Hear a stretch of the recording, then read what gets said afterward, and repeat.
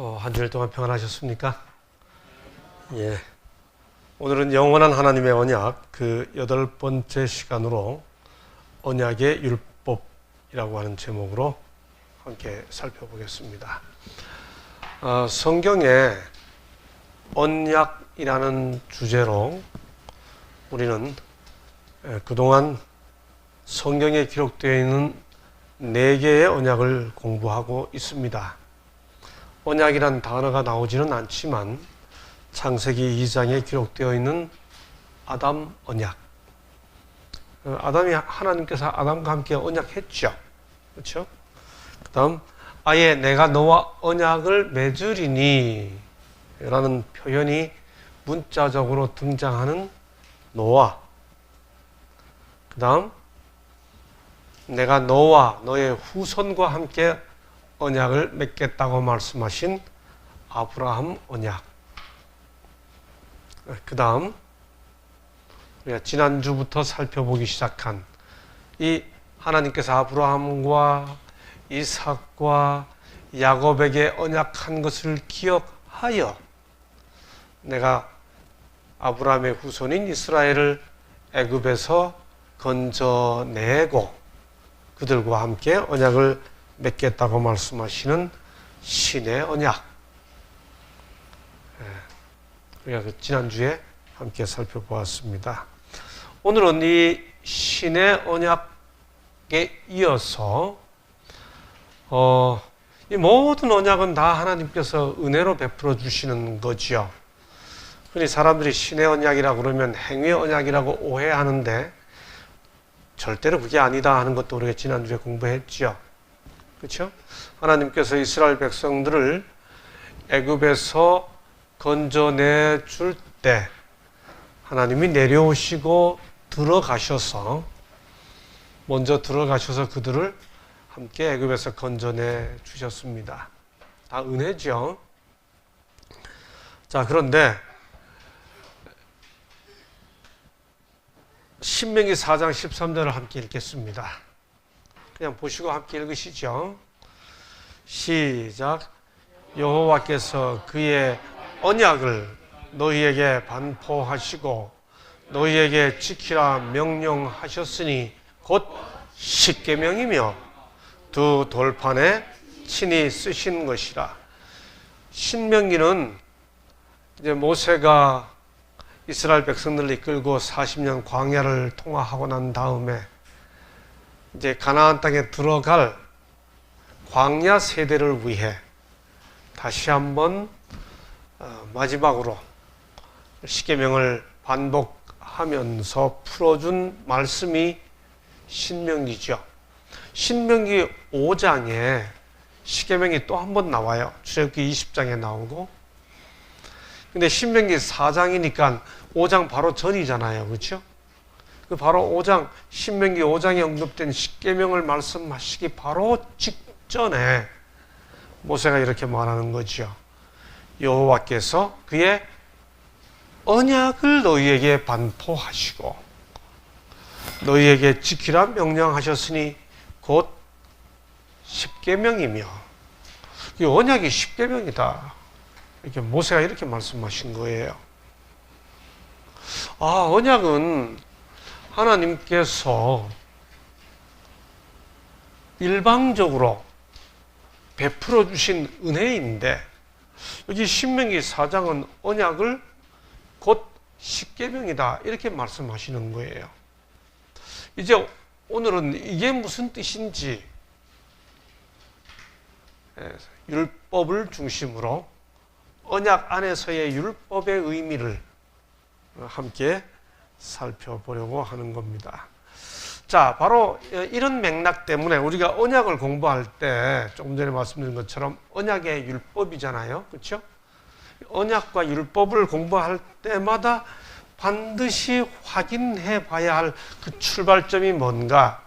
그래서 우리 교과도 이번 주 교과의 첫 번째 소주제로 뭐라고 기록하고 있는가 하면 이스라엘을 택하심이라는 주제를 다시 공부합니다.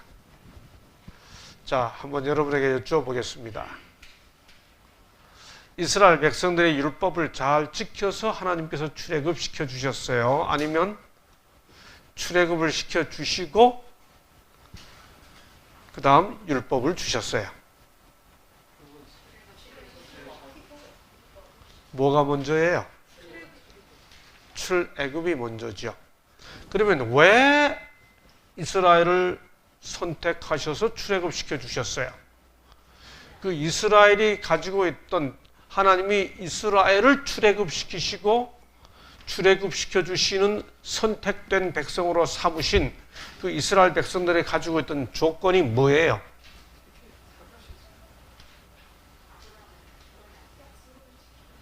여러 번 말씀드렸는데,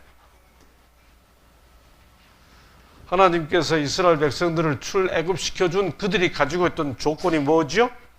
다시 말해 하나님께서 그들을 선택하신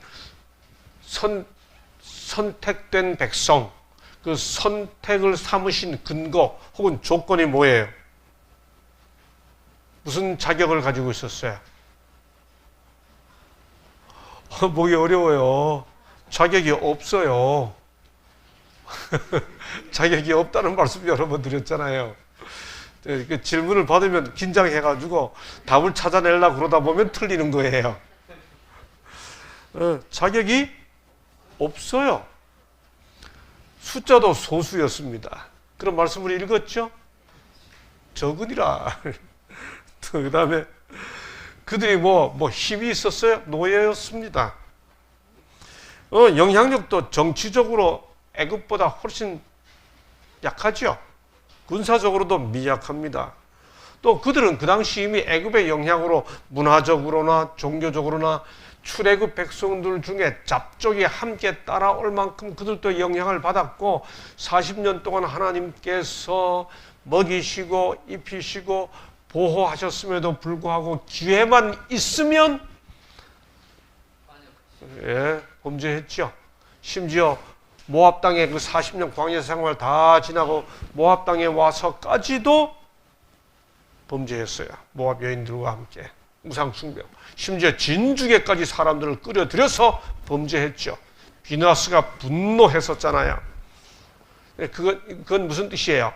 그만큼 그들이 이게 문화적으로 종교적으로 혼합되어 있었다고 하는 거지요.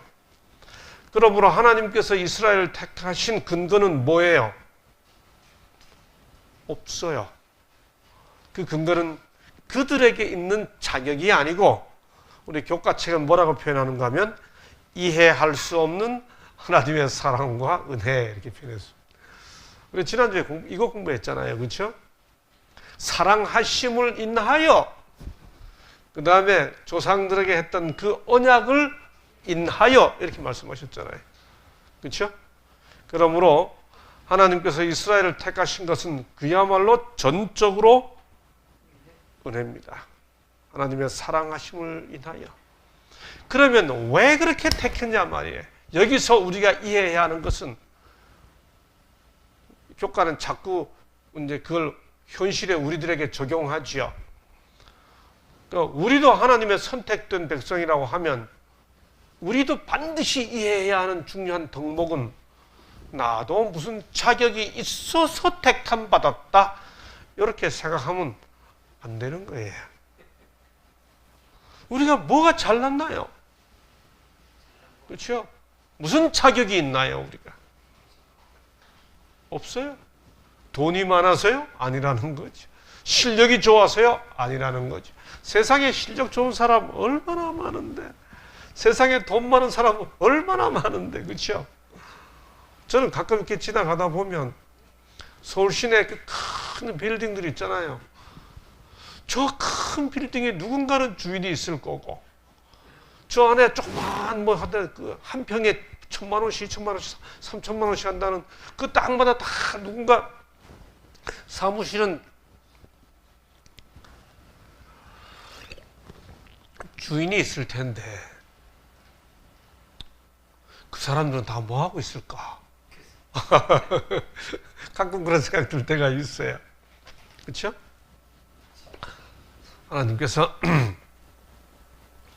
우리를 부르신 게 뭐 선택해 주신 게 이스라엘 백성들 택한 거하고 다 마찬가지잖아요.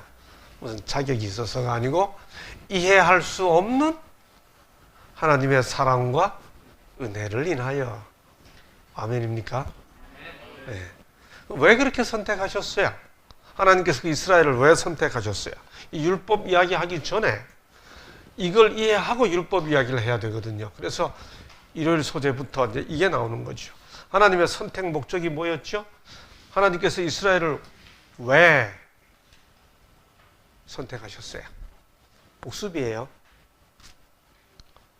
하나님께서 왜 그들을 선택하셨어요? 하나님께서 이스라엘을 불러내시고 3달 동안 광야를 통과하신 다음에 신의 광야에서 모세를 시내산에 올라오라고 말씀하시기 전에, 십계명을 주시기 전에, 올라오라고 하시기 전에가 아니고 올라온 다음에 십계명을 주시기 전에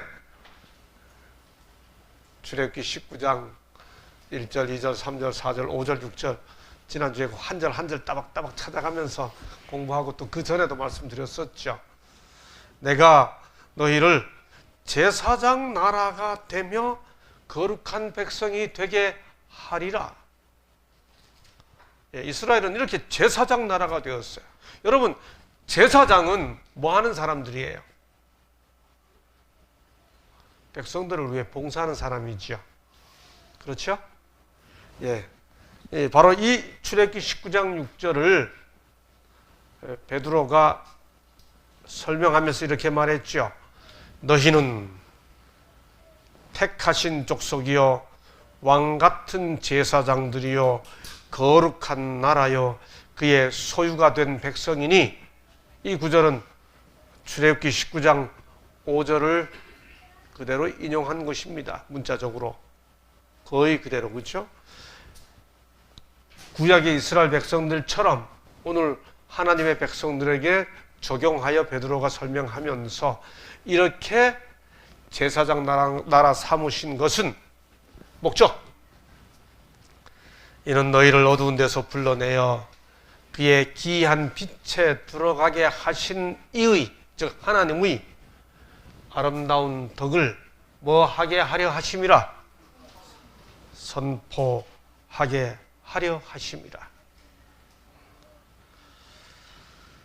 여러분, 그래서 하나님께서 이스라엘을 선택할 때 그 민족만의 하나님이 되기 위해 그들을 선택하셨어요? 아니면 세상 모든 사람이 다 하나님 백성이라는 것을 알게 하는 사명을 주기 위해 그들을 택하셨어요?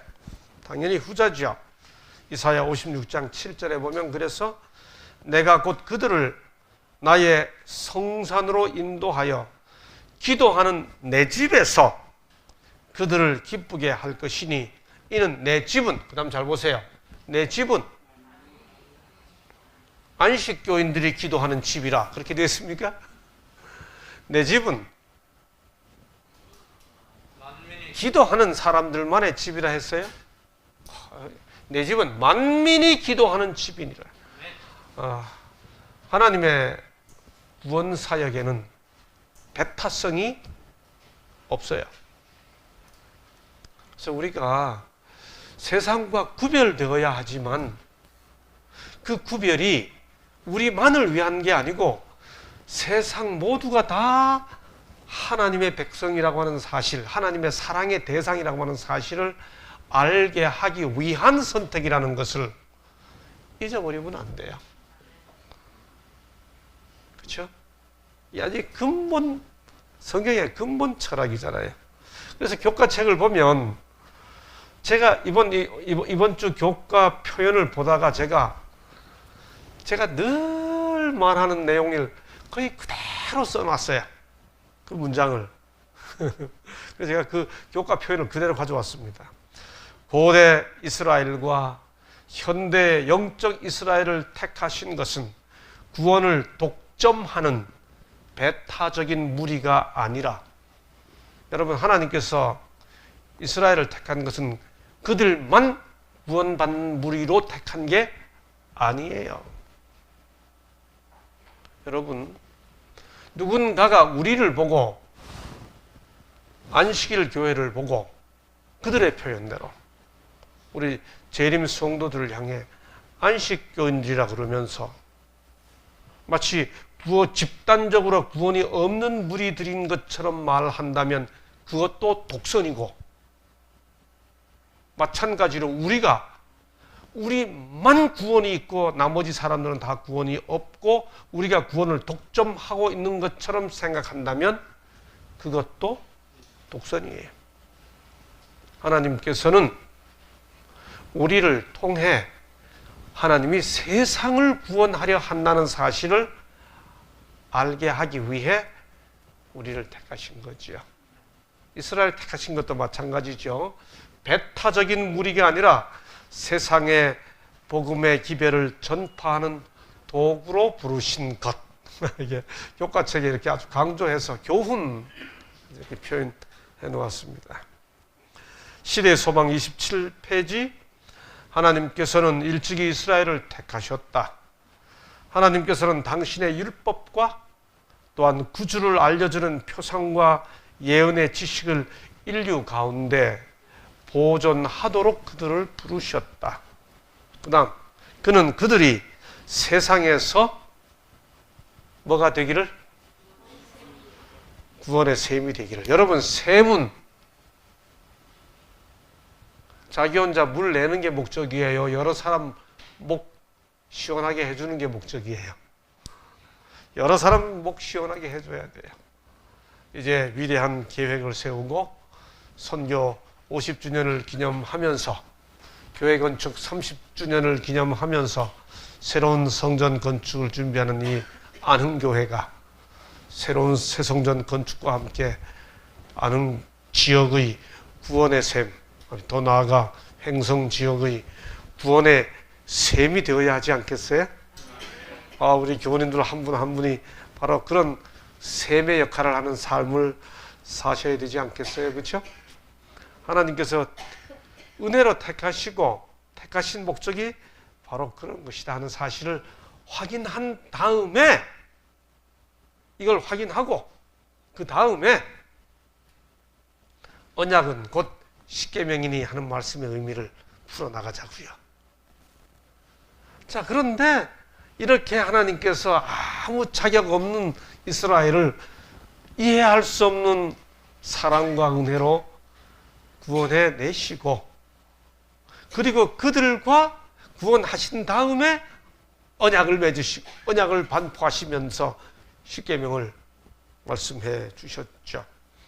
자, 그러면 십계명은 왜 하나님께서 말씀하셨느냐 하는 거지요. 왜 이스라엘을 은혜로 구원해 내시고 너희가 제사장 나라가 되리라 하고 말씀하시면서 내 말씀을 잘 지키면 했거든요. 그리고는 십계명을 선포하셨거든요. 그러면 이 십계명의 기능이 뭐냐고 하는 겁니다. 십계명이 출애굽을 하기 위한 조건의 의미가 있는가? 구원해낸 이스라엘 향해 주신 십계명이니 이 십계명, 이 율법은 어떤 의미가 있는가 하는 거죠. 언약의 본질은 은혜입니다. 그런데 은혜는 하나님과 인간의 결속을 단단하게 해주죠. 구원을 받았거든요. 애굽에서 나왔거든요. 그러니까 애굽에서 나온 이스라엘 백성을 입장에서는 하나님은 자기들을 구원해준 하나님이고, 하나님께 이스라엘은 내가 구원해낸 내 백성이 되는 거죠. 그렇죠? 전에는 우주의 하나님으로 계시다가 딱 교회를, 십자가를 깨닫고 하나님을 아버지 하나님하고 부르는 순간 하나님은 내 하나님이 되고 나는 하나님의 자녀가 되는 거잖아요. 그렇죠? 관계가 굳어졌죠. 그런데 그렇게 해서 하나님께서 그렇게 한 내 백성에게 십계명을 선포하셨습니다. 바로 이게 조금 전에 시작하면서 읽었던 언약을 너희에게 반포하시고 너희에게 지키라 명령하셨으니 곧 십계명이라. 그렇죠? 여러분, 언약은 뭐예요? 언약은 한마디로 말하면 뭐죠? 예, 여기 표현된 대로 언약은 뭐예요? 언약은 A라는 상대와 B라는 상대가 함께 약속하는 거잖아요. 그렇죠? 그런 의미에서 언약의 본질은 관계죠. 우리가 인간들이 살아가면서 다양한 관계를 맺죠. 너하고 나하고 사이에 사업을 할 수도 있고, 너하고 나하고 친구할 수도 있고, 그 다음에 결혼할 수도 있죠. 다양한 관계가 있는데, 관계가 유지되려면, 관계가 건강하려면 반드시 관계는 규칙이 있고 경계가 있죠. 사업을 하는데 A와 B가 사업 관계를 하는데 B가 A의 모든 정보를 가지고 C에게 다 넘겨주어요.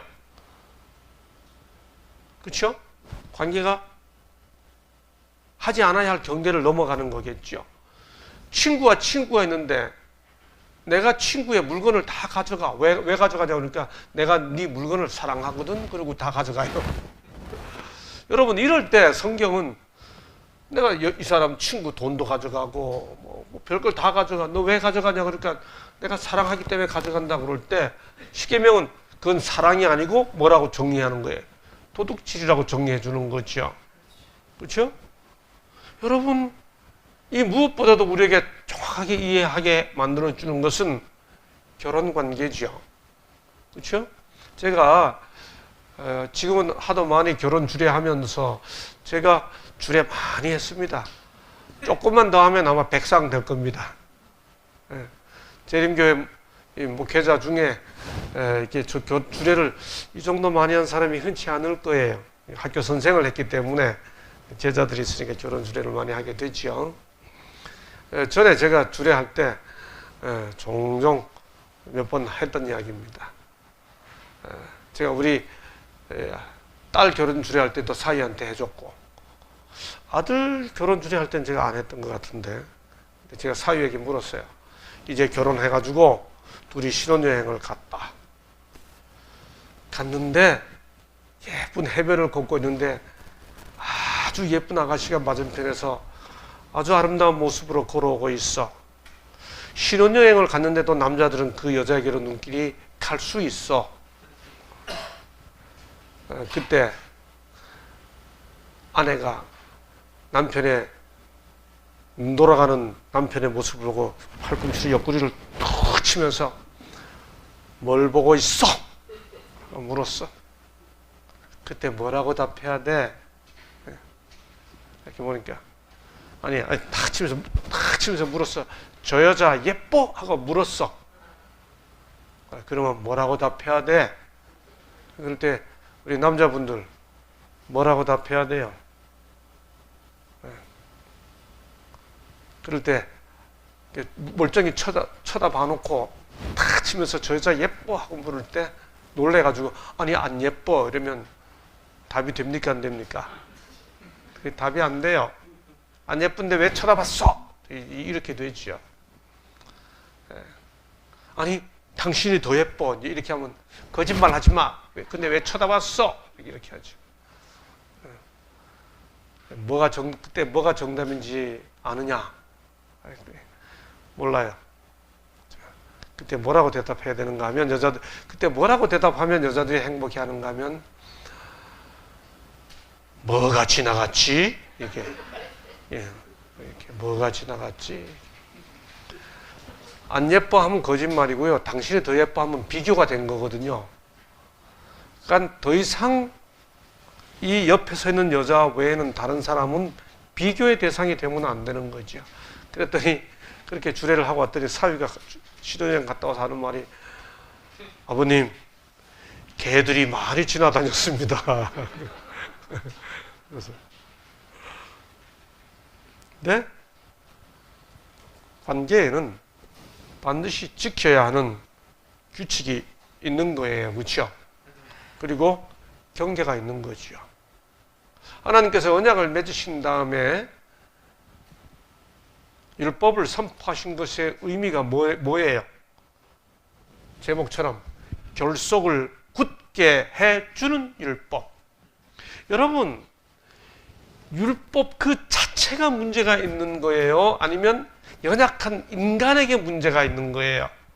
사람들이 구원을 이야기하고 은혜를 이야기할 때마다 율법이 나오면 어떻게 하든지 슬쩍 넘어가려고 합니다. 여러분, 하나님 앞에서 율법은 연약한 인간 때문에 하나님께서 인간이 연약하여 그 율법을 순종하지 못하는 인간의 연약함이 문제인 것이지 온전한 하나님의 율법이 문제가 아닌 거죠. 그러니까 바뀌어야 하는 것은 율법이 아니고 인간이죠, 인간. 그걸 바꾸어 준 게 십자가입니다. 십자가는 십계명을 바꾸는 게 아니고 사람을 바꾸어 주는 거예요. 그렇죠? 십자가 앞에 서면, 은혜 앞에 서면 십계명이 바뀌는 게 아니고 사람이 바뀌는 거죠. 이게 내가 지키겠다가 아니고 사랑으로 터치되고 사랑으로 역사하는 하나님의 성령의 감동으로 터치된 인간이 하나님의 능력으로 지키겠나이다 라고 말해야 하는 이유인 거죠. 예. 그래서 보세요. 성경에서 이 언약을 뭐라고 표현하고 있는가? 신명기 33장 9절 주의 말씀을 준행하고 주의 언약을 지킴으로. 이 말은 언약이 말씀이라 그 뜻이죠. 시편에 여러 번 나옵니다. 언약과 증거를 지키는 자에게 언약과 증거가 같은 거예요. 언약은 증거라고 표현될 수도 있는 거죠. 시편 50편 16절 내 율례를 전하며 내 언약을, 그러니까 언약은 하나님의 율례와 같은 개념인 거죠. 다시 시편 78편 10절 이 악인의 경우를 말하면서 악인은 그들이 하나님의 언약을 지키지 아니하고 그의 율법 준행을 거절하며. 언약과 율법이 같은 개념인 거죠. 지금까지 설명드린 그런 맥락에서. 그렇죠? 곧 그의 언약을 지키고 그의 법도를 기억하여.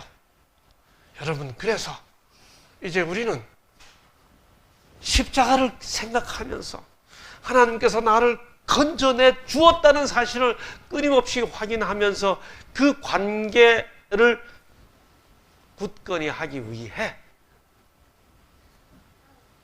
주의 말씀, 주의 증거, 주의 율례, 그의 율법, 그의 법도라고 번역되는 그 언약의 본드, 묶어매서 본드라고 그러잖아요. 성경에 실제로 본드란 단어를 써요. 그 본드, 율법 사랑하기를 우리의 심령에 새겨달라고 기도해야 하는 거지요. 그렇죠? 예. 심지어 예레미야 11장 6절에 보면 여호와께서 내게 이르시되 너는 이 모든 말로 유다 성읍들과 예루살렘 거리에서 선포하여 이르기를 너희는 이 언약의 말을 듣고 지키라. 이게 바로 언약 십계명이라고 말하는 이유인 거죠. 하나님의 율법은 이 언약의 기초였으며 그것은 단순히 그들을 다시 하나님의 뜻과 일치하게 만들고 그들을 하나님의 율법을 순종할 수 있는 위치에 처하게 하는 계획이었다. 여러분, 세상 사람들 보고 언약을 지키고 교회 나와라 그러면, 십계명 지켜서 교회 나오라 그러면 아무도 그렇게 해서 구원받을 사람은 없어요. 십자가로 불러내시고 그들이 하나님 안에 살도록 언약의 말씀인 십계명을 주시는 거죠.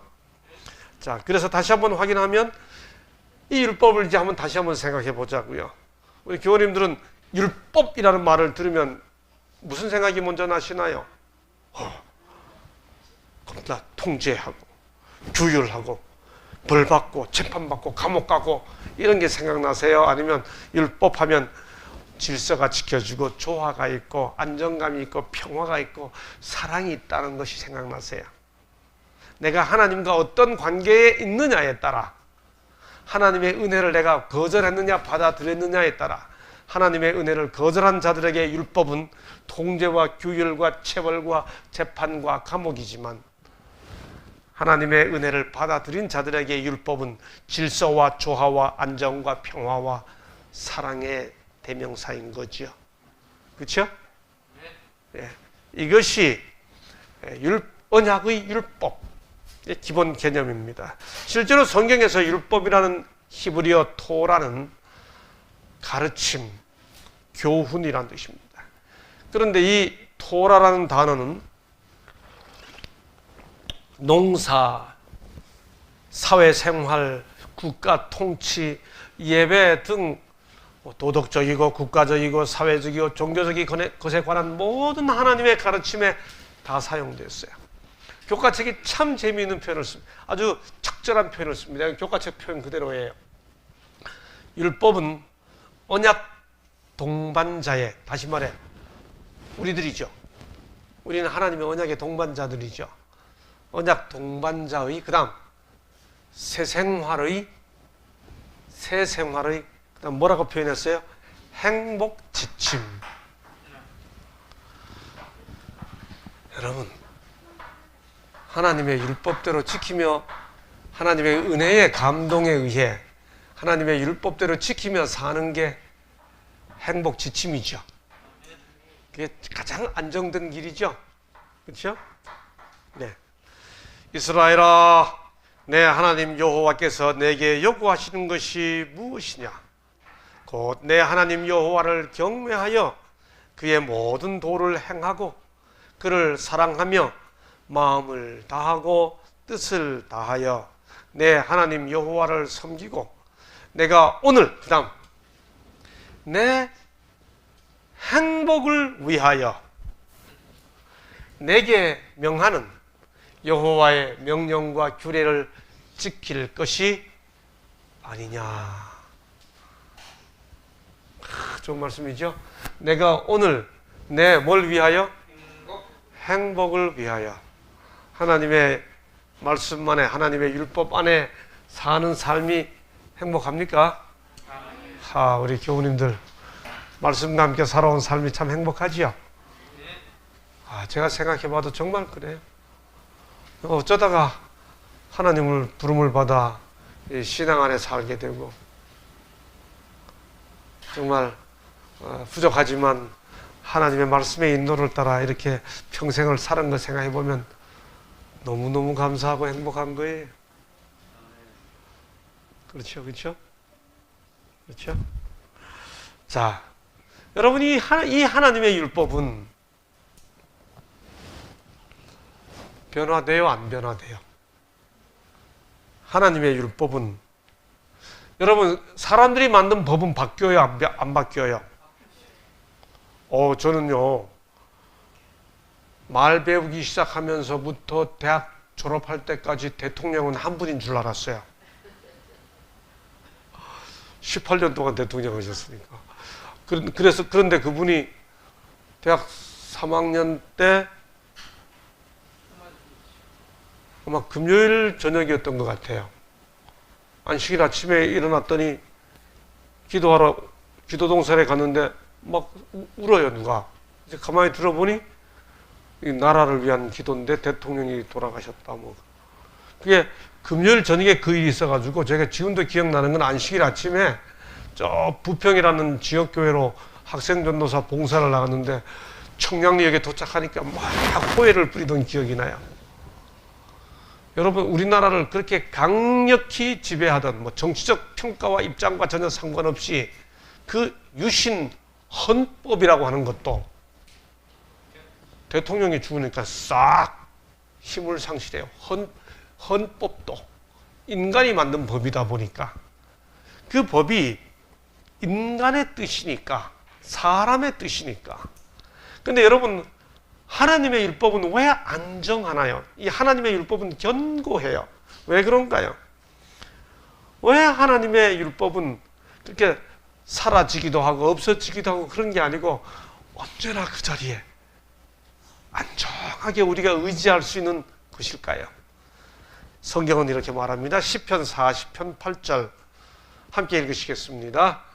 시작. 나의 하나님이여, 내가 주의 뜻 행하기를 즐기오니 주의 법이 내 심중에 있나이다. 여러분, 이 구절에서 우리는 뭘 알 수 있어요? 시인이 주의 뜻 행하기를 원한다라고 기도하면 그건 곧 뭐가 그 마음에 있어야 된다는 거예요. 우리는 여기서 이 병행 관계를 통해 뭘 알 수 있나요? 하나님 뜻대로 살고 싶어라는 말은 하나님 법대로 따르며 살겠다 하는 말인 것을 알 수 있죠. 왜 하나님의 법이 안정해요? 왜 하나님의 법은 없어질 수도 있는 그런 인간의 법하고 달라요? 그것이 하나님의 뜻이기 때문에 그런 거죠. 그렇죠? 예, 그렇습니다. 그래서 우리가 흔히 뭐라고 말하나요? 율법은 하나님의 품성의 사본이다. 그런 말 하잖아요. 그렇죠? 예, 율법은 하나님의 뜻의 반영이, 품성의 사본이에요. 하나님의 세계는 사람들에게는 도덕법이 지배하고 이 자연 세계는 물리적인 법칙이 지배합니다. 그래서 사과는 하늘로 날아가지 않고 아래로 떨어지죠. 만유인력, 법칙이 지배합니다. 자연법이죠. 이 물리적인 세계는 자연법이 지배하고 사람은 도덕법이 지배해요. 하나님의 품성의 사본인 거죠. 그래서 율법은 하나님 율법이 뭐냐? 이게 결국은 다 이야기하면 이 땅에 사는 지성적 피조물, 인간이죠. 하나님과 더불어 조화를 이루어서 행복하게 살아가도록 해주는데 성경에 나오는 이 하나님의 율법을 뭐라고 표현할 수 있어요? 예, 뭐라고 이야기한다고요? 하나님 정부의 뭐요? 누가 만드신? 당신의 품성의 반영으로서 율법은 하나님의 정부의 헌법이다. 헌법이다. 그랬습니다. 여러분, 그런데 아까 말씀드린 대로 인간 세계에서는 헌법도 힘을 상실할 수 있죠. 유신 헌법인데 그 헌법은 모든 법률을 판단하는 모법이에요. 그래서 국회의원들이 모여가지고 법을 만들어요. 근데 국회의원들이 법을 만들었지만 입법부라고 그러잖아요. 법을 만든다. 법을 세운다. 입법부예요. 근데 사람들이 법을 만들어 놓았으면 그 법이 헌법하고 충돌되면 그 법에 효력이 없어요. 그래서 내가 어떤 법에 의해 판사들에 의해 내가 판단을 받았는데 나를 판단한 그 법이 헌법하고 맞는지를 내가 한번 판단을 요구해 보겠다. 문제 제기할 수 있죠. 그걸 뭐라 그래요? 헌법재판소, 헌법소원이에요. 그걸 하는 게 헌법재판소죠. 그렇죠? 근데 여러분, 이렇게 인간이 만든 하나하나의 법률들은 헌법하고 충돌되는지 판단받아서 법 자체가 틀리다고 할 수 있는데 그렇게 판단해주는 헌법 자체도 틀릴 수 있죠. 인간이 만든 헌법은. 근데 하나님의 헌법은 하나님의 뜻의 표현이기 때문에 너무너무 안정되어 있는 거예요. 그러니 십계명을 따라 하나님 뜻대로 사는 게 얼마나 안정된 행복한 삶의 울타리인지 다시 한번 확인해 볼 수 있잖아요. 그렇죠? 그래서 바로 이것이 언약 관계에 있어서 표준이 되는 것이죠. 교과책이 이렇게 설명합니다. 언약의 자녀들의 행복을 위해 하나님께서 디자인하신 삶의 방식. 그래서 우리는 하나님의 말씀을 따라 사는 방식을 택하고 있죠. 그렇죠? 예, 여기 이제 제가 이 교훈을 그대로 옮겨왔습니다. 이번 주는 제가 가능하면 교과의 내용을 그대로 살렸습니다. 하나님은 결코 변함이 없는 분이시므로 그분의 품성의 사본인 율법도 변함이 없다. 하나님의 정부의 기초인 율법은 우리의 의무를 규명해 준다. 이게 행복한 삶을 디자인해 주는, 이렇게 살아라. 이걸 언약 백성에게 하나님께서 말씀해 주신 거지요. 그래서 하나님의 본성과 그분의 율법은 사랑이다. 이것은 과거에도 그리하였고 미래에도 영원히 그러할 것이다. 하나님의 율법은 뭐다? 사랑이다. 여러분, 그런데 우리 부모들이 우리 자녀들에게, 저도 이제 아이들 다 결혼해가지고 제품을 이렇게 떠나고 나니 철이 좀 드는 것 같아요. 그래가지고 제가 우리 딸이 결혼해서 이렇게 가정을 이루고 좀 지난 다음에 혼자 이렇게 딸을 생각하고 또 아들을 생각하고 생각해 보니까 그 아이들 키워가면서 키워가던 그 순간에 나도 같이 부모로서 커갔던 것 같아요. 우리도 다 부모 노릇을 처음 하잖아요. 그렇죠? 네, 그러니까 그냥 가만히 생각해 보니까 내가 많이 잘 못한 것 같아. 그래서 제가 어느 날 딸에게 전화를 했어요. 아빠가 생각해 보니 좀 미안해. 아빠가 잘 못한 것 같아. 나중에 딸이 여기 한 5년 된 것 같아요. 4, 5년. 제 환갑 기념 편지를 이렇게 읽으면서 아빠가 그 말 하는데 자기 너무 가슴이 먹먹했다고 그런 표현하는 걸 제가 들었습니다. 지금 참 어린 애기들 데리고 있는 아빠 엄마가 있잖아요. 그 아빠 엄마들이 여기 이제 뭐 초등학교 들어가기 전에 요 아이들 때문에 노느라고 오늘 뭐 약속을 좀 못 지킵니다. 그러면 제가 모든 걸 다 양해해 줍니다. 애들하고 놀아줘. 내가 지금 제일 후회되는 게 애들하고 많이 못 놀았던 거야. 추억을 못 만들어준 게 제일 후회돼. 그런 말합니다. 무슨 말이에요? 제가 우리 아이들이 사랑을 충분히 느끼게 할 수 있는 방식으로 아이들에게 율법을 말하지 않았던 것 같아요. 성경은 분명히 하나님의 본성과 그분의 율법은 사랑이다.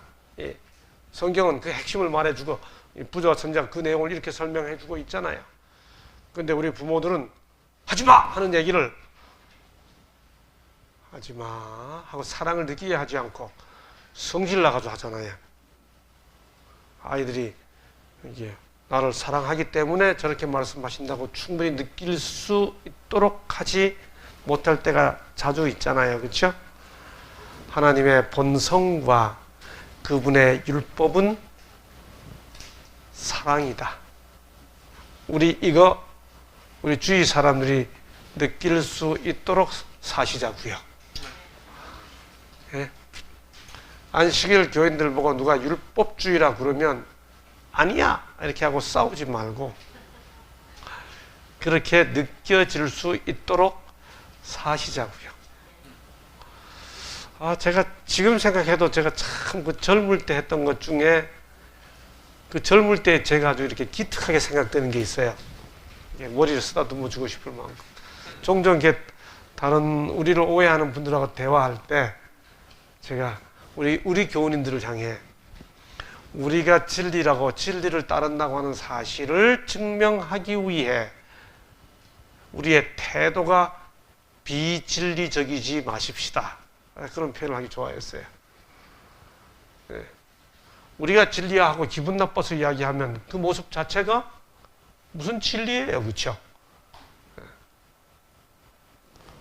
야고보서에 나오는 말씀처럼 온유하고 관용하며, 그렇죠. 이것은 과거에도 그러하였고 미래에도 영원히 그러할 것이다. 그렇죠? 예, 이 내용들 다 생략하겠습니다. 간단히 요약하면 이겁니다. 출애굽기 19장 5절을 보면 너희가 만일 내 말을 듣고 잘 듣고 내 언약을 지키면 분명히 조건이에요. 근데 이거 출애굽의 조건이 아닌 거죠. 이미 출애굽, 그래서 지난주에 여러 번 아주 강조해서 말씀드렸잖아요. 이미 출애굽은 이미 전에 했어요. 출애굽한 백성들 하나님은 값없이 언약을 제공하고 초청했습니다. 그런데 내 언약을 잘 지키면 이라고 말할 때 이건 뭐예요? 그것마저도, 그 언약마저도 받아들일지 안 받아들일지는 선택할 수 있는 거죠. 거절할 수 있는 거죠. 그렇죠? 예.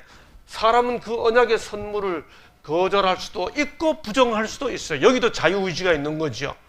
구원은 해주셨어요. 건져내 주셨어요. 십자가로 이미 하나님께서 구원의 길을 마련해 주셨어요. 그런 다음에 그렇게 구원의 선물을 주시고 그 다음 그 선물을 받아들이면 어떻게 살아야 하겠니? 라고 묻는 것이 내 말을 잘 듣고 내 언약을 지키면인 거지요. 그래서 초청을 받아들이면 책임이 따르고 이 책임은 언약의 축복을 얻기 위한 수단이 아니라 이미 받은 언약의 축복에 대한 외적 표현으로 너희가 내 말을 잘 듣고 내 언약을 지키면이라고 말씀하시는 거지요. 요약합니다. 순종은 우리가 순종했기 때문에 하나님께서 우리에게 축복을 하셔야 합니다라고 우리의 순종이 하나님께 우리를 축복해야 하는 의무를 부과하는 것이 아닙니다. 그렇죠? 우리가 순종하면 하나님이 우리를 반드시 축복해야 하는 우리의 순종이 하나님께 우리를 축복해야 하는 의무를 부과하는 게 아니죠. 오히려 하나님께로 순종은 하나님께로부터 축복받은 자들의 모습이 어떠한지를 드러내주는 하나의 표현이죠. 장로님, 평생 하나님과 함께 살아오신 거 감사합니까? 그 마음으로 순종하자는 거죠. 집사님, 하나님께서 집사님의 90평생을 지켜오신 거 생각하면 감사합니까? 아멘. 여러 따뜻한 마음으로 이 마음 잃지 않고 하나님 말씀대로 살자는 거죠. 이게 순종의 열매로 나타나야 한다는 겁니다. 너희 하나님 여호와께서 너에게 명령하신 모든 도를 행하라. 그리하면 너희가 살 것이요 복이 너에게 있을 것이며 너희가 차지한 땅에서 너희의 날이 길리라. 다시 교과책의 교훈 요약. 순종은 축복을 받기 위한 수단이 아니라 오히려 받은 바 축복에 대한 자발적인 표현으로 나타나는 겁니다. 순종해서 하나님은 복을 주시는 게 아니고 복을 받은 자들이 그 복받은 자들의 삶의 표현을 순종으로 나타내 주는 것이죠. 이렇게 하려면 우리가 하나님께 얼마나 많은 사랑을 받았는지를 깨달아야 하고요. 또 우리 아이들을, 우리 주변 사람들을 그렇게 만들려면 하나님께서 그들을 참으로 사랑한다는 사실을 느끼도록 만들어 주어야 합니다. 거듭 말씀드리지만 우리 중에 이 율법 이야기하고 순종 이야기하면 그렇게 가르쳐야지. 무슨 은혜 해가지고 값싸게 만들고 뭐 똑바로 말이지. 고든 기별을 바로 하라고. 이렇게 말씀하시는 분들이 계세요. 여러분, 우리 절대로 이런 기별을, 이런 성경의 가르침을 들을 때 남이 그렇게 해야지 이렇게 생각하고 들으면 안 되는 거죠. 설교자들이 설교 준비하면서 누구 들으라고 생각하고 준비한 적은 없어요. 근데 한 번은 제가 뭐 여러 해 전 일이에요. 한 번은 제가 말씀을 전하는데 어떤 분이 크게 아주 격하게 반응하면서 고개를 끄덕끄덕 하면서 은혜를 받으시는 것 같아요. 그래서 제가 그분이 그 은혜 받는 모습을 보고 저도 은혜를 받고 힘을 내서 열심히 설교를 했죠. 예배 마치고 인사하는데 그분이 제 손을 잡고 목사님 오늘 말씀 정말 좋았습니다. 참 은혜를 받았습니다. 아이 감사합니다. 근데 그렇게 한 다음에 우리 하는 말이 그런데 오늘 김 집사 안 왔네요. 그래요. 예, 오늘 뭐 사정이 있었나 보죠. 그랬더니 그 양반은 꼭 들어야 할 설교가 있을 때는 빠져요. 그래요. 제가 그 말 듣고 아주 가슴이 철렁 내려앉았습니다. 이분이 막 격하게 고개를 끄덕이고 반응했던 게 막 딱 누구에게 딱 맞는 말씀하신다 하고 이제 반응했던 거죠. 그렇죠? 우리 모두가 다 감사한 마음으로 하나님 앞에 순종하고 누군가 부족한 모습이 보일 때는 하나님께서 그를 얼마나 사랑하는지를 느끼게끔 그렇게 함께 하는 것이 하나님을 증거하는 방식인 거죠. 사람이 그리스도의 능력과 은혜로 말미암아 하나님의 율법의 계율들을 지키기 시작하고자 한다면 그 이전에 반드시 마음속에 사랑이 있어야 한다. 본게 성경 주석입니다. 사랑 없는 순종은 아무 소용이 없을 뿐더러 불가능하다. 남 미워하는 마음으로 나는 잘해야지 하고 암만 해보세요. 그러면 나는 새벽기도 했는데 누구는 안 나왔네. 그러고는 뭘 한다고. 이런 마음만 생겨요. 나는 11조 잘 내는데 누구는 안 내. 이런 마음만 들고 나는 안식일 철저히 지키는데 남은 왜 저러는 거야. 제가 이 안식일 이야기하니까 한 번은 어느 집사님이 교회를 안식일에 못 오셨어요. 그래서 오후에 방문을 갔는데 갔더니 집사님이 막 안 오셔도 되는데 그러면서 벌써 뭐 얼굴이 죄인의 얼굴이에요. 딱 앉았는데 어떻게 집사님 무슨 일이 있어요? 다리를 저으세요. 이렇게 무슨 일이에요? 그랬더니 막 안식일 아침에 교회 오려고 하는데 갑자기 시집 식구들이 다 들이닥친 거예요. 그리고 밥을 해내라고 이렇게 하니까 이 집사님이 교회 가다 말고 이 시집 식구들이 이 손님과 함께 들어오니까 얼마나 마음이 불편했겠어요. 그래서 막 불편한 마음으로 뭐 급하게 가까이 있는 가게 가서 뭐 두부도 사고 콩나물도 사고 안식일에 물건 사니까 얼마나 마음이 괴롭겠어요. 그리고 막 급하게 가다가 발을 탁 접질러가지고 발목을 상해가지고 이게 뭐 얼음찜질하고 깁스를 이렇게 하고 이게 뭐 둘러매고 있는데 그 집사님은 이미 그것 때문에 속으로 뭐라 생각해요. 내가 안식일에 그래도 말씀에 먼저 순종하고 뭐 양해를 구하고 교회를 갔어야 되는데 내가 마음이 약해가지고 믿음이 없어가지고 시집 식구들 왔다고 밥 해주러 가니까 내가 벌을 받아서 발목이 부러졌지 막 이렇게 이미 혼자 그렇게 생각하고 있을 거 아니에요.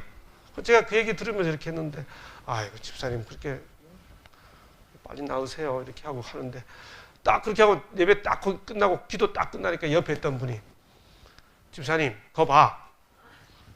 안식일에 교회 안 오니까 하나님이 발목을 그렇게 탁 부러뜨리시잖아. 막 가슴이 철렁하게 무슨 하나님께서 교회 안 온다고 시장 갔다고 가게 갔다고 발목을 하나님이 부러뜨리시. 그건 안 하는 이만 100번 못한 말이에요. 그렇죠?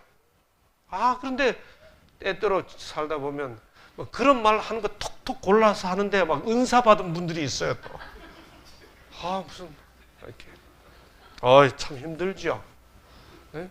사랑 없는 순종은 아무 소용이 없을 뿐더러 불가능하다. 그러나 사랑이 있는 곳에서 사람은 하나님의 계명들에 표현된 하나님의 뜻에 조화되도록 삶을 바로잡기 시작할 것이다. 예. 하나님께서는 당신의 거룩한 율법의 교훈 가운데 생애의 완전한 법칙을 주셨고 1.1획도 변하지 않은 이 율법은 세상 끝날까지 인간에게 순종을 요구할 것이라고 선언하셨다. 그리스도께서는 이 율법을 크게 하시고 존귀케 하시려고 오셨다. 여러분, 하나님의 율법은 안정된 것입니다. 그건 사람이 만든 헌법 같은 게 법률이나 헌법 같은 게 아닙니다. 우리는 그 율법 앞에서 늘 부족한 우리 때문에 부담을 느낍니다. 이때 우리가 쳐다봐야 할 것은 십자가에 나타난 하나님의 사랑인 거지요. 그 사랑에 감동되어 연약하고 완악한 우리 마음을 하나님의 성령이 고쳐주기를 기도하면서 율법을 약화시킬 것이 아니라 하나님의 은혜로 나를 변화시켜 율법 때문에 행복해지는 삶을 사는 하나님의 언약의 백성들이 되시기를 간절히 바라면서 오늘은 여기까지 하겠습니다. 감사합니다. 기도하겠습니다. 아버지 하나님, 우리에게 하나님의 뜻의 집약인 거룩한 율법을 사랑으로 받아들이게 해주셔서 감사합니다. 우리 마음을 주의 사랑으로 터치되게 해주시사 말씀 때문에, 하나님의 율법 때문에 행복을 경험하는 그런 삶이 되도록 성령께서 우리 마음을 지켜주옵소서. 감사하며 예수님 이름으로 기도하옵나이다. 아멘.